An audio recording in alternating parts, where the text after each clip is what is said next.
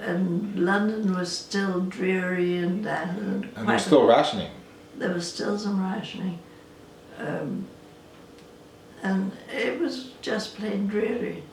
And everybody, I think, a whole lot of people were getting out. With me, I don't know. I mean, I didn't marry him because he was going to Canada. I think that came sort of, I don't know. No, it seemed like a good idea. To marry him or go to Canada? Both. Oh, okay. Well, nobody else had asked you, or other people had asked you? And I guess at that time, people married in their early 20s, and you, by this time, you would have been close to 30, you know? Yeah, that's right. So you were considered an old maid at that time. Sure. But had other people asked you, but you said no? Oh, I don't remember. You don't remember? That seems like that was sticking. You know, I mean, during the war, it was sort of, you know, we went out with servicemen and that kind of thing. But no, but from 45 to, when did you meet him? In 56 or 55?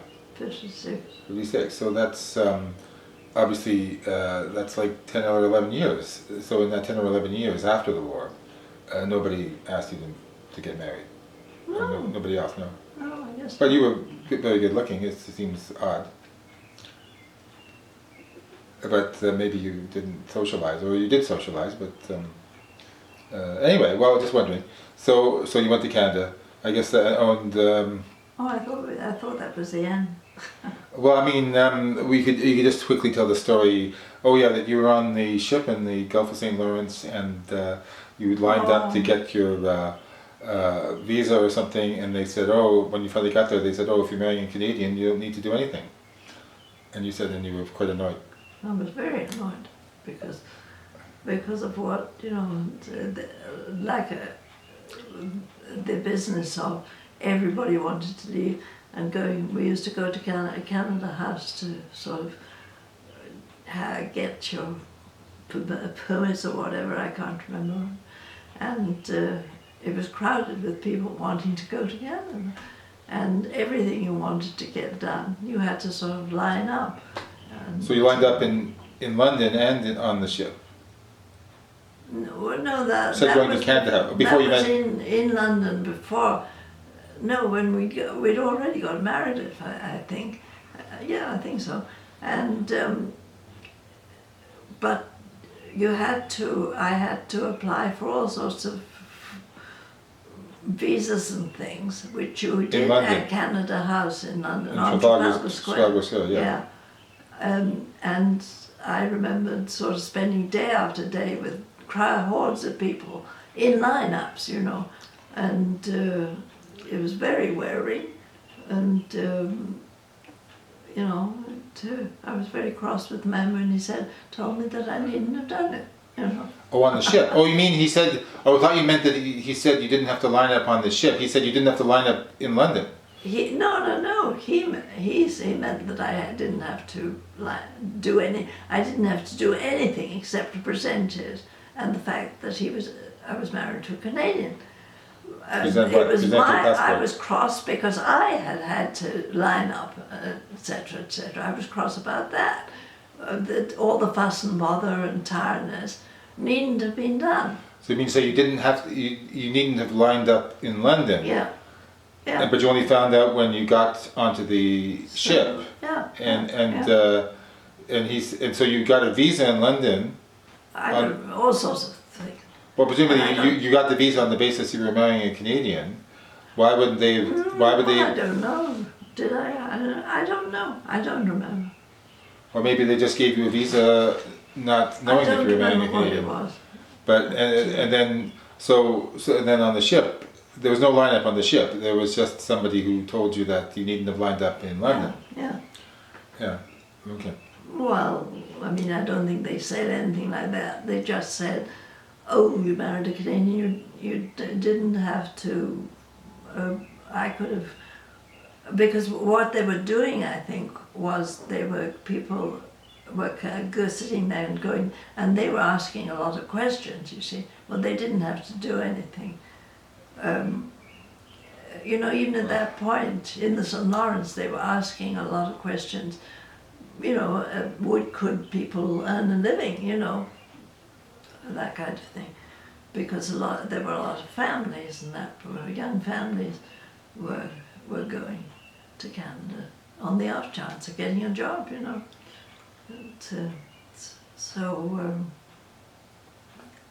anyway.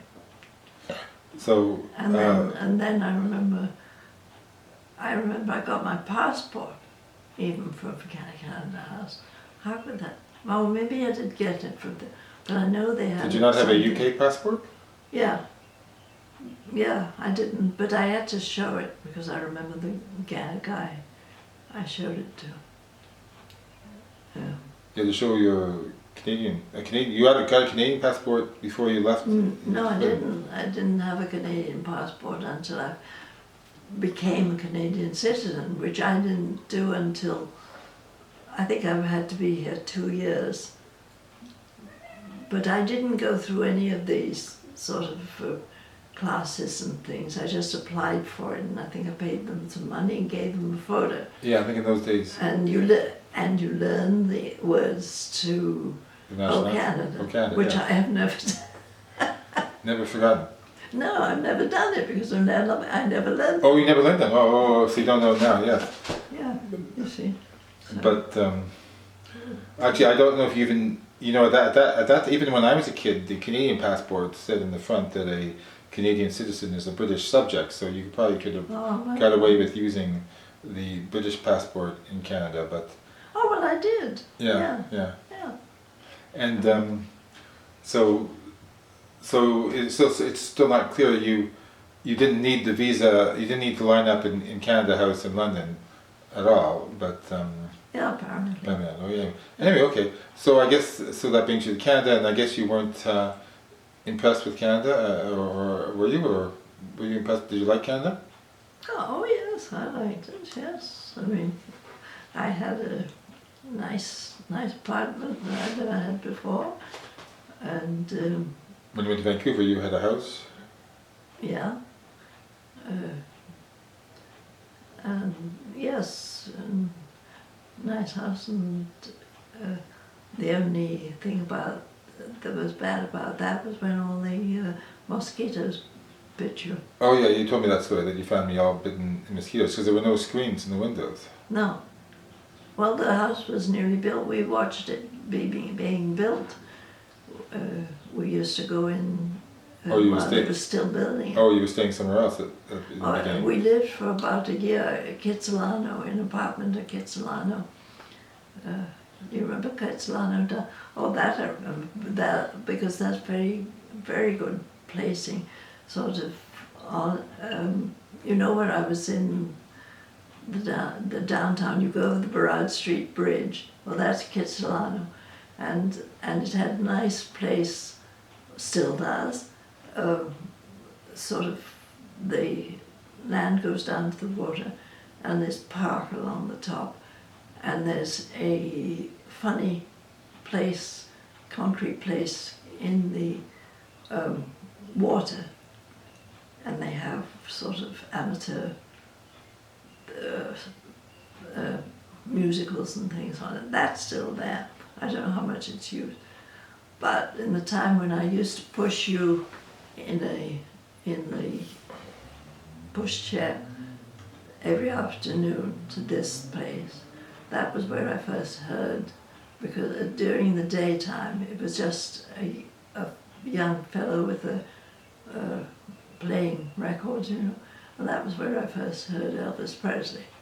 Oh, you said it was Red Ferguson, or whatever his name was, the disc right. jockey? He's still around. He's still around. Yep. He's, well, I don't mean that he plays records, but I think he's sort of does variety shows in the, what do you call them, the place where they play games for money, casinos. Oh, yeah.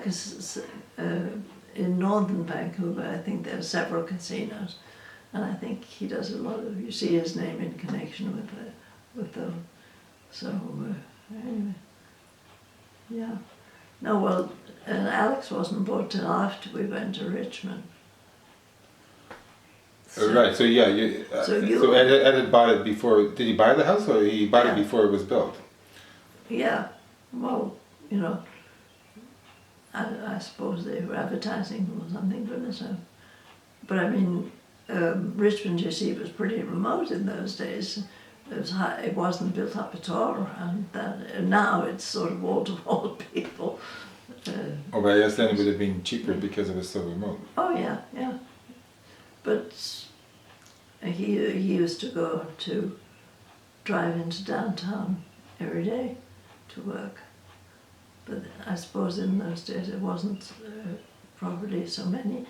It wasn't too bad. And the traffic, yeah. And he was at an engineering firm or something? You're not sure? He was working there for the hydro. Oh, BC Hydro? Yeah.